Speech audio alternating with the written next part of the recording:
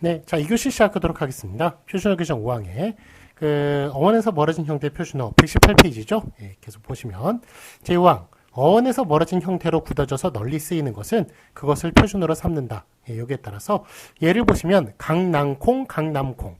이걸로 강남콩이 맞을 거예요. 예, 강남이라고 하는 것은 뭐 서초, 송파, 예, 뭐 강남 그 삼구를 가리키는 말이 아니고요. 양쯔강 이남을 가리키는 말입니다. 그래서 강남콩이 길쭉한 콩 있죠? 걔는 거기서 넘어온 거예요. 그러니까 양쯔강 이남에서 중국에서 들어온 콩이라고 말할 수가 있겠습니다.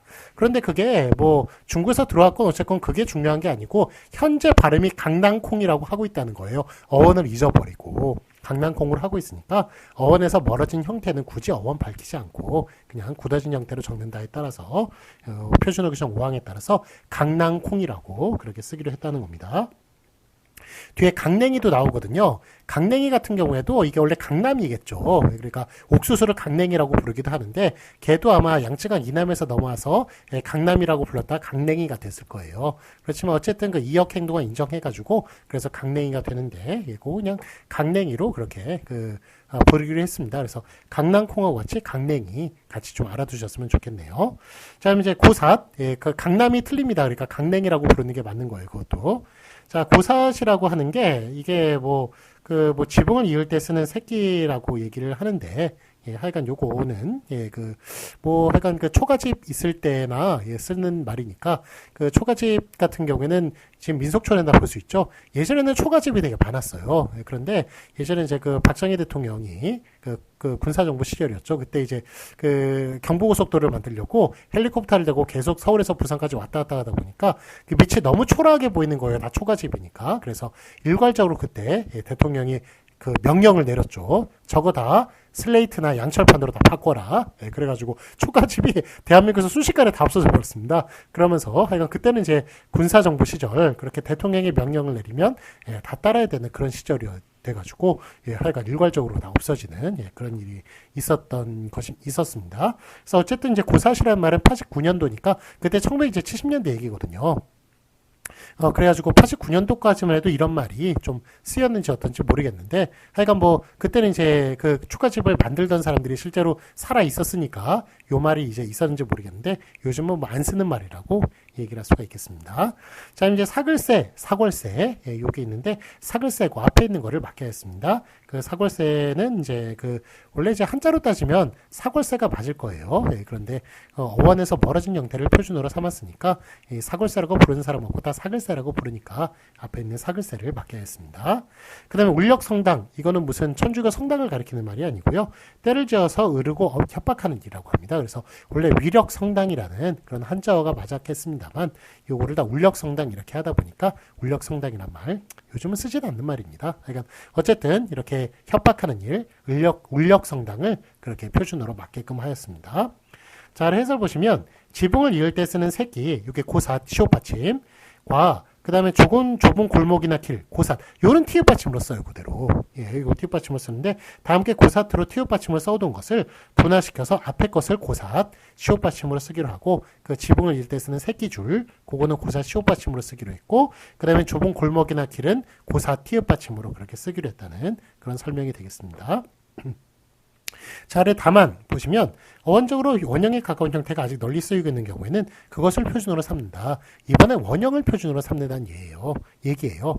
예, 그러니까 표준어 규정 5항은 원래 원형에서 멀어져 가지고 예, 발음대로 쓰기로 한 것을 하여간 발음대로 그냥 바뀐 형태대로 그렇게 쓰기로 했다라는 게 표준어 규정 5항의 내용이었는데 그 아래 예외적으로 다만 보면은 이번에는 원형을 지키고 있는 것은 원형대로 쓴다라는 그런 말이 또 나와 있어요. 그러니까 한마디로 표준어 규정 5항은, 원형에서 멀어진 형태로 쓰는 것과 원형을 쓰는 것, 두 개를 동시에 모아놨다고 보셔도 괜찮겠습니다. 그러니까 표준어 규정 5항이 하여간 좀 상당히 많은 내용을 담고 있는 것이다. 그렇게 말을 할 수가 있겠네요.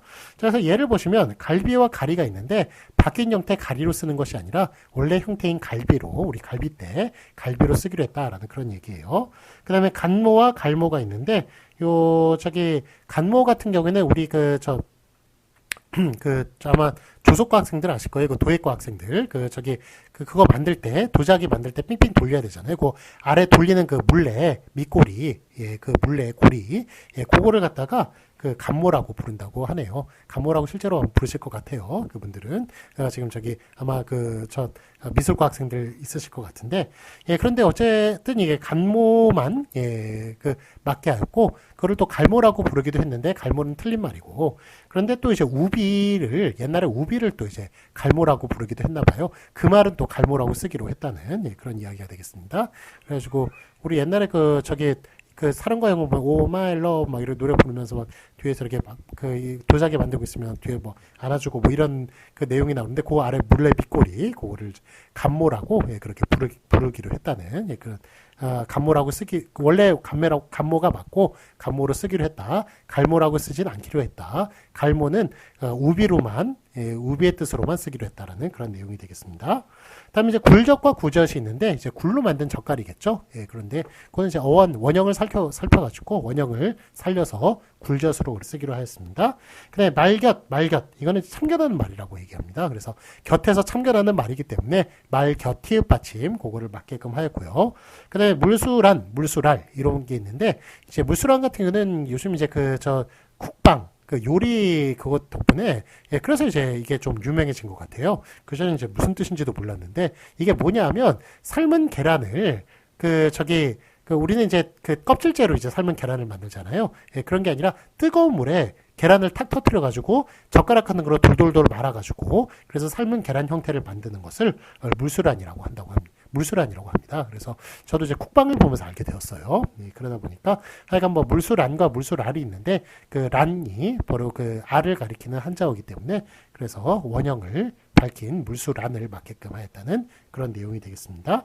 그다음에 밀들이다를 표준어로 삼았고요. 그 원형이 있는 어원이 있는 그다음에 저기만 이게 적이나 하면 이런 식으로 하여간 뭐 적지 않게 뭐 이런 뜻에 있다 보니까 그 적다하고의 뜻을 물론 이제 적지 않게 하고는 정반대의 뜻이긴 합니다만 그래도 어쨌든 그 적다와의 그 연관성을 밝혀가지고 그렇게 저흑이 틀리고 적이만 맞게 했습니다. 그다음에 휴지, 수지 우리 화장실 갈 때 사용하는 그 휴지를 수지라고 그렇게 부르기도 했는데 하여간 어쨌든 쉬면서 그렇게 하는 그런 종이기 때문에 휴지로 그렇게 쓰는 것만 맞게끔 하였습니다.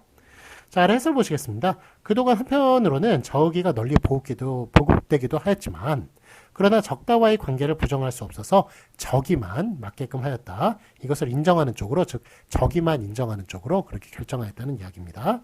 자, 참고 보시면 적이는 꽤 적지 않게 정도의 뜻을 가지고 있어서 적다라는 그런 어원과 관계가 있다고 얘기할 수 있겠습니다.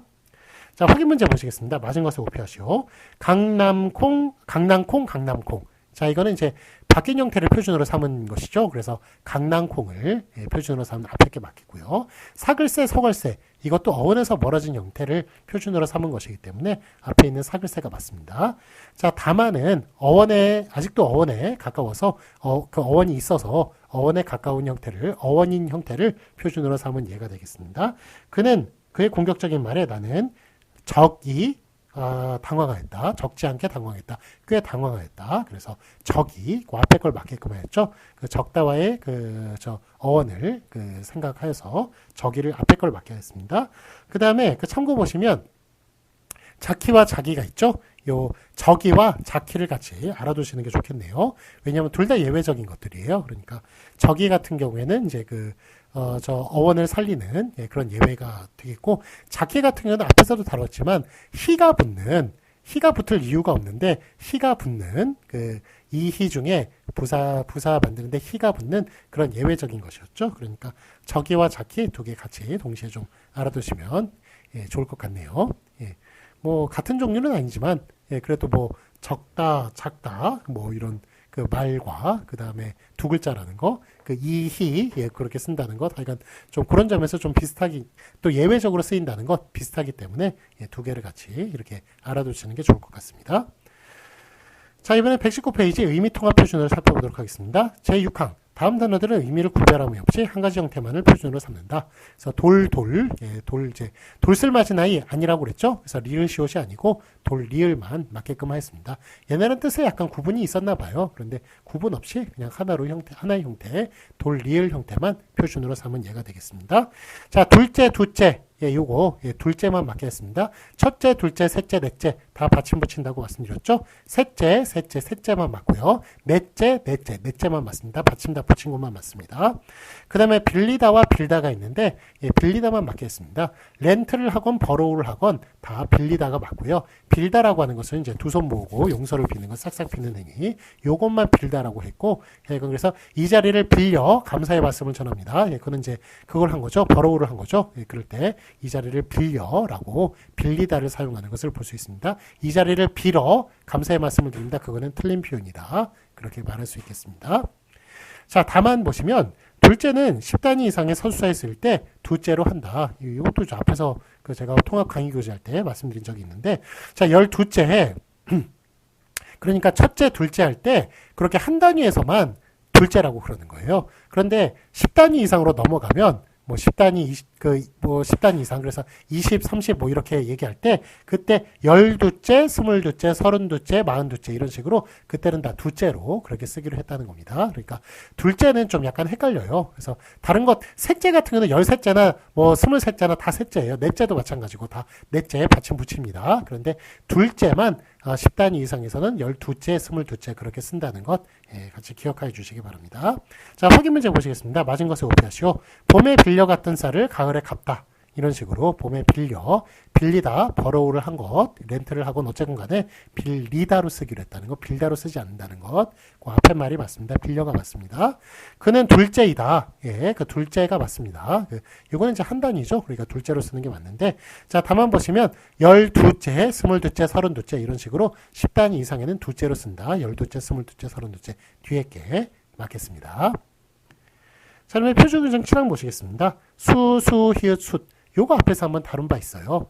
바로 하여간 수컷을 이제 가리키는 그런 남자의 것, 성별이 남자인 그런 것을 이제 가리킬 때 과연 수를 쓰는 게 맞느냐, 히읗을 쓰느냐, 숫을 시옷을 받침을 쓰느냐, 요게 이제 문제인 것인데, 어떤 게 기본이라고 말씀드렸죠? 앞에 있는 수가 기본이에요. 그 다음에 히읗이 9개, 그 다음에 숫이 3개, 총 12개의 예외가 있습니다. 그래서 요 12개만 알아두시면 나머지는 다 수를 갖다 붙이시면 되는 것입니다. 자, 우리 앞에서도 다루었지만 한글 맞춤법 할 때로 다룬 적이 있어요. 그렇지만 잊어버리셨을 거라고 생각을 하고 다시 한번 설명을 드리도록 하겠습니다. 자, 수가 기본이다. 수가 기본이고 나머지 히읗과 그 다음에 숫 이런 것들이 다 예외다. 히읗입니다. 요게 9개 예외가 있고 그 다음에 여기 3개가 예외가 있어가지고 그래서 총 12개가 예외다. 자, 일단 3개 예외는 양염소쥐다. 염소쥐 말씀드릴 수 있겠고요. 그래서 순양, 순염소, 숫쥐 이렇게 양염소쥐에선 숫을 써야 되고요. 히읗에 관련된 것은 이제 동물에 관련된 게 7개 있습니다. 자, 일단은 개 종류 다 들어간다고 그랬죠. 개, 수개, 수강아지, 닭 종류 다 들어갑니다. 수탉, 수평아리. 그 다음에 수컷 들어가고 돼지 들어가고 당나귀 들어가요. 당나귀. 그래서 이렇게 7개가 이제 동물이고요. 그 다음에 사물에 관련된 게 2개. 바로 이제 돌적이와 기와 이렇게. 그래서 총 9개라고 말씀드릴 수 있습니다. 개, 강아지, 닭, 병아리, 겉, 돼지, 당나귀까지가 이제 동물 7개고요. 그 다음에 돌적이, 기와 요거 이제 사물이다. 그래서 총 9개가 예외라고 말씀을 드릴 수 있겠습니다. 자, 이거 다뤘으니까 기억을 다시 한번 기억을 좀 되살리시기 바라고요. 자, 그러면 이제 아래 내용을 한번 읽어보도록 하겠습니다. 제7항 수컷을 이르는 접두사는 수로 통일한다. 기억을 표준으로 삼고 니은을 버린다. 네, 자, 용례를 이제 보시면은 숫광 이런 식으로 다 수죠. 그 다음에 숫광을 장기라고 그러죠. 그래서 장기도 표준어고요. 그 다음에 순나사가 아니라 수나사. 그 다음에 순놈이 아니라 수놈, 수사돈이 아니라 수사돈. 그 다음에 수소가 아니라 수소.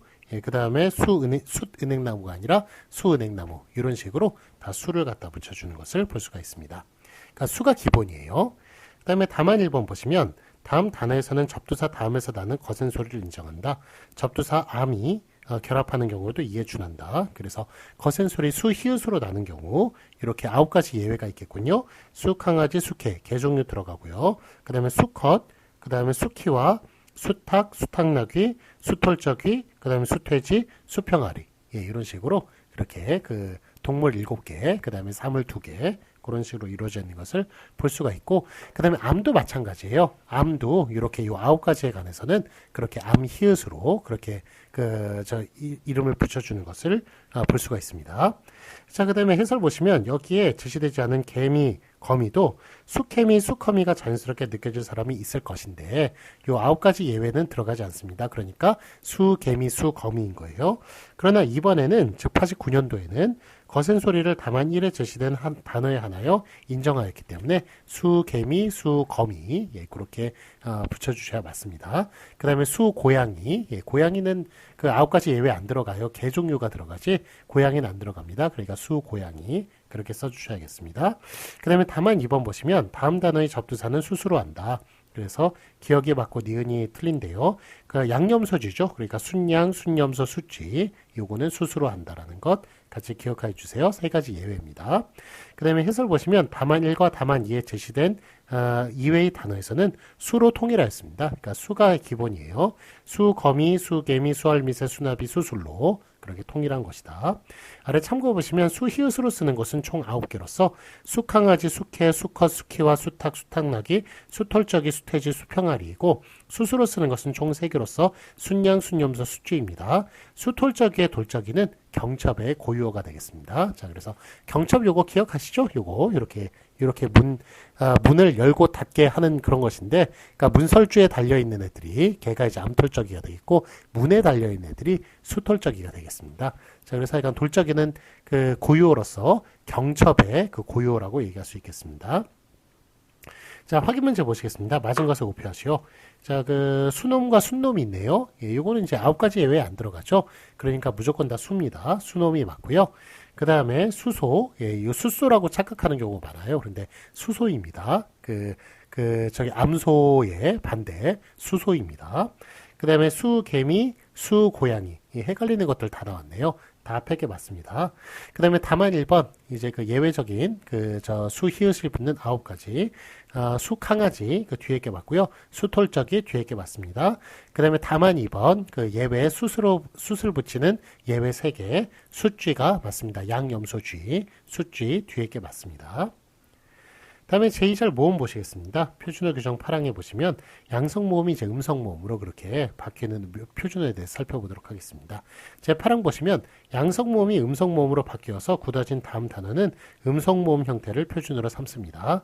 그래서 예를 보시면 기억과 니은이 있는데 깡충깡충 이런 식으로 원래 깡총깡총이겠죠. 예, 그러니까 저기 양성 모음, 음성 모음 이제 가장 대표적인 게 좀 그 의성의태어 아닙니까? 그래서 깡총깡총으로 표기돼야 될 것 같은데 이게 깡충깡충을 그러니까 의성의태어 중에 얘네만 지금 그걸 어기고 있어요. 저기 양성모음, 음성모음의 그 모음조화를 어기고 있습니다.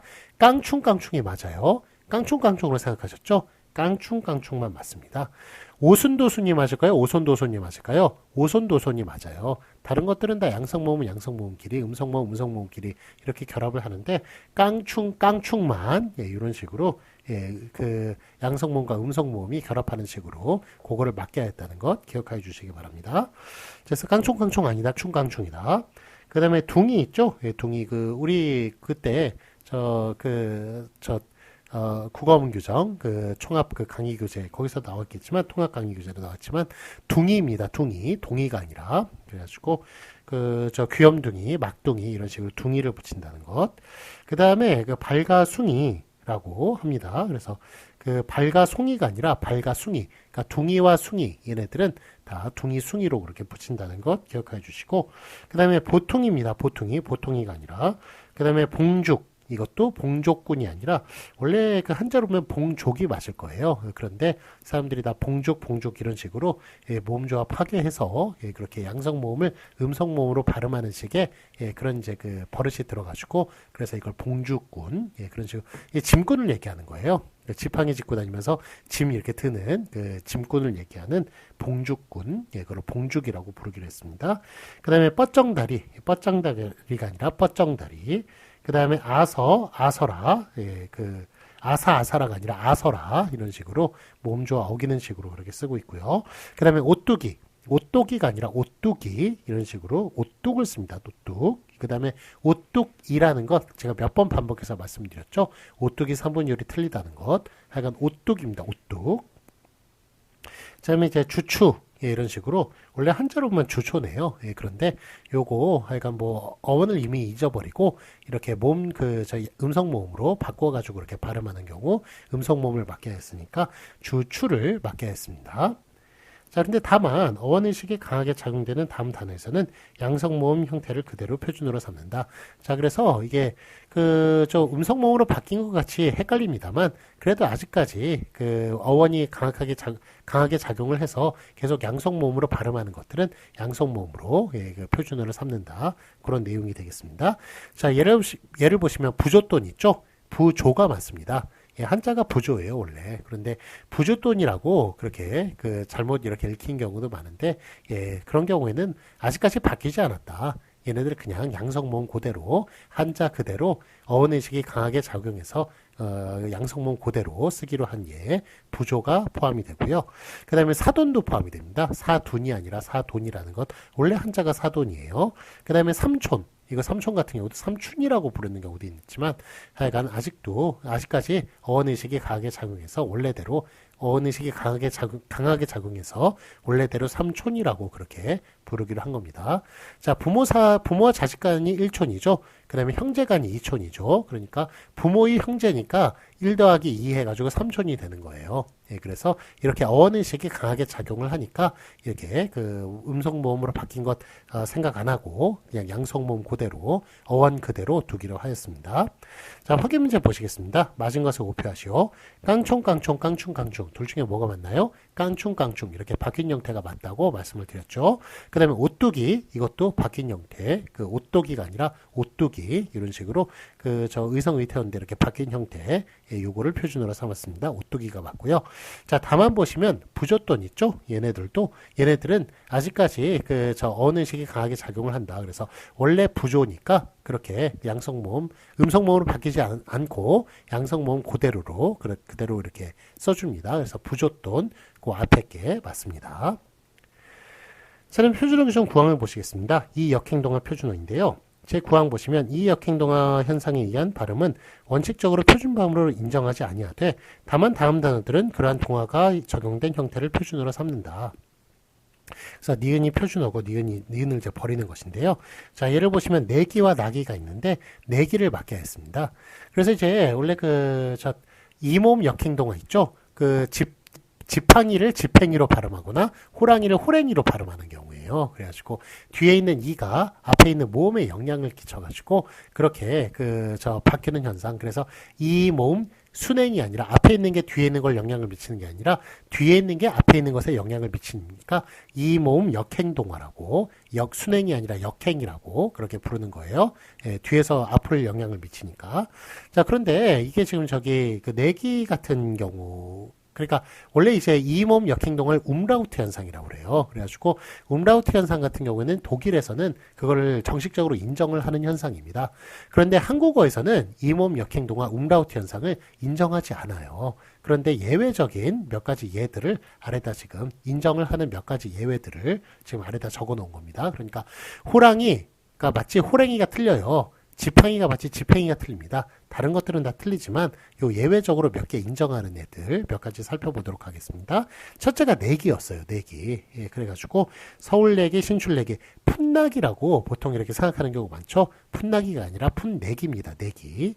그 다음에 남비 중에 냄비를 이몸 역행동화 벌어진 냄비를 표준으로 삼았고 그 다음에 동당이 치다가 아니라 동댕이 치다. 이렇게 그 세 가지 예외, 이런 예외가 있다는 것. 예외 제가 몇 가지 더 뒤에 말씀을 드리겠습니다. 일단 요 세 가지 예외가 있고요. 자, 아래 해설 보시면 낙이는 서울에서 났다는 뜻의 서울낙이는 그대로 쓰임직하나 신출낙이 풋낙이는 어색하므로 일률로 내기로 그렇게 하기로 했습니다. 그래서 뭐 신출 낙이 풋낙이 이건 어색하고 다 내기 그 신출 내기 풋내기가 어색하지 않고요. 그래서 서울 내기도 서울 낙이가 아니라 서울 내기로 그렇게 다 내기로 일률적으로 통일했다는 그런 이야기입니다. 자, 그다음에 그 남비는 본래 일본어 나베에서 왔대요. 그래가지고 어원적으로 따지면 남비가 맞겠네요. 그렇지만 이제 와서는 표준어 5항에서 강남콩을 강남콩으로 처리한 것과 마찬가지로 그렇게 바뀐 형태를 표준어로 삼는 그런 식의 준해서 냄비로 그렇게 쓰기로 했다는 것입니다. 그 다음에 부침 1번 보시면 다음 단어는 이역행동어가 일어나지 아니한 형태를 표준어로 삼습니다.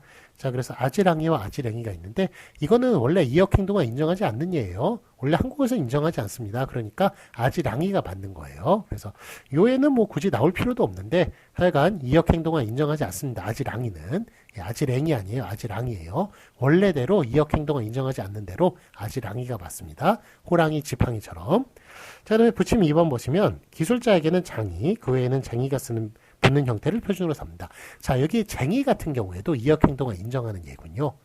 그래서 쟁이 같은 경우에는 이제 기술이 없을 땐 쟁이를 붙이죠. 기술이 있을 땐 장이를 붙이고요. 그래서 미쟁이, 미장이가 맞죠. 미장이 어떤 사람인지 아세요? 여러분 이렇게 벽을 보시면 벽이 다 평평하죠. 요거 누가 했을까요? 요 미장이들이 여기 그 판에다 시멘트 발라가지고 이렇게 일일이 바른 거예요. 발라가지고 다 평평하게 만드는. 물론 요즘 이제 기계적으로 이렇게 하는 경우도 있지만 그래도 아직까지 그런 기술을 가진 분들 이렇게 평평하게 펴는 시멘트를 평평하게 펴는 그런 기술을 가진 분들을 미장이라고 부릅니다. 그래서 이분들 기술자 맞아요. 그러니까 미장이라고 부르는 게 맞겠고요. 그 다음에 유기장이는 뭘 만드는 사람들일까요? 유기장이가 여러분들 생각했을 때 그 유기가 무슨 도자기, 유약을 바르니까 도자기처럼 이렇게 생각을 하십니다만 도자기가 아니라 실제 유기는 녹그릇을 얘기하는 거예요. 그래가지고 우리가 방자유기라고 불리는 그런 녹그릇들이 있죠. 걔네들이 뭐 살균 효과도 있고 농약도 빼준다고 해요. 그래가지고 그런 그 유기, 녹그릇들 그런 것들이 옛날에 궁궐이라든지 아니면 사대부들이라든지 이런 사람들이 한식 먹을 때 그런 녹그릇에 담아가지고 이렇게 먹죠. 먹고 그래서 땡땡 소리 나고 소리도 이제 그 좋은 소리가 나죠. 이렇게 숟가락으로 두드렸을 때. 그런데 하여간 뭐 고기가 이제 유명한 곳이 바로 그 유기가 유명한 곳이 안성이 되겠습니다. 자, 그래가지고 이게 그 안성에서도 이렇게 시장에서 그냥 파는 장내기가 있고 그 다음에 주문 제작을 하는 뭐 서울의 사대부나 아니면 궁궐에서 주문 제작을 하는 그런 맞춤 형식의 그런 이제 유기들이 있었습니다. 그래서 걔네들을 워낙 잘 만들었기 때문에 그래서 걔네들 이름이 안성 맞춤인 거예요. 그래서 안성 맞춤은 바로 녹그릇, 유기에서 나오는 것이라고 얘기할 수 있겠고 그런 유기를 만드는 사람들 기술자겠죠. 그러니까 유기쟁이가 아니라 유기장이라고 부른다고 얘기할 수 있겠습니다. 그 다음에 멋쟁이. 자, 멋은 기술이 아니죠. 그러니까 쟁이를 붙여가지고 멋쟁이. 이렇게 이야기를 하는 것이고 그 다음에 소금쟁이 이거는 벌레죠. 그러니까 쟁이를 붙입니다. 그 다음에 담쟁이 동물 식물이니까 담쟁이 그 다음에 골목쟁이라는 거 저번에 말씀드렸죠. 그 골목에서 더 깊이 들어가는 골목이라고 골목대장의 뜻이 아니라고 말씀을 드렸습니다. 그래서 골목쟁이도 쟁이를 기술이 아니니까 쟁이를 붙이고요. 발목쟁이 같은 경우에는 그 7부 바지, 8부 바지 그런 바지를 입은 사람들이에요. 그래서 발목이 보이는 사람들, 발목이 보이는 바지를 입은 사람들 이런 사람들을 발목쟁이라고 부르는데 이 사람들도 역시 그거니까 기술자가 아니니까 역시 쟁이를 이렇게 붙여주는 것을 볼 수가 있습니다. 자, 그 아래 이제 해설 같은 경우는 이제 좀 쉬었다가 우리 3교시 때 다루도록 하겠습니다. 잠시 쉬었다 하겠습니다.